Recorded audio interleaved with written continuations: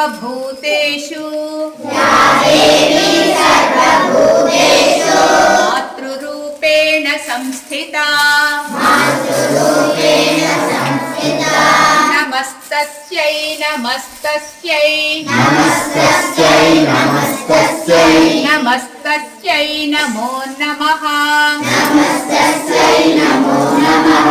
या देवी सर्वभूतेषु बुद्धिरूपेण संस्थिता नमस्तस्यै नमस्तस्यै नमस्तस्यै नमो नमः या देवी सर्वभूतेषु निद्रारूपेण संस्थिता नमस्तस्यै नमस्तस्यै नमस्तस्यै नमो नमः देवी सर्वभूतेषु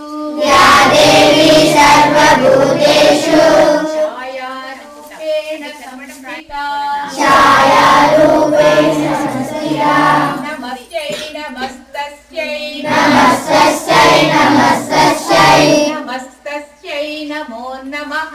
नमस्तस्यै नमो नमः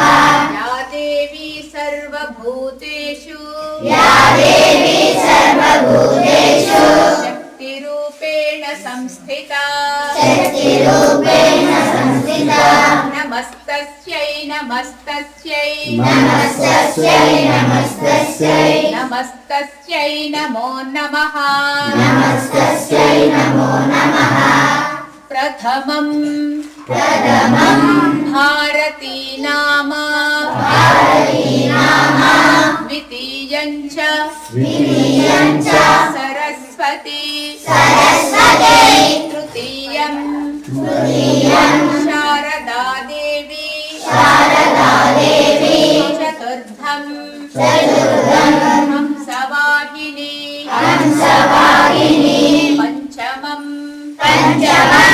जगद्विख्याता षष्ठं वागीश्वरी तथा कौमारी सप्तमं प्रोक्तं अष्टमं ब्रह्मचारिणी नवमं बुद्धिधात्री च दशमं वरदायिनी एकादशं क्षुद्रखण्डा द्वादशं भुवनेश्वरी ब्राह्मी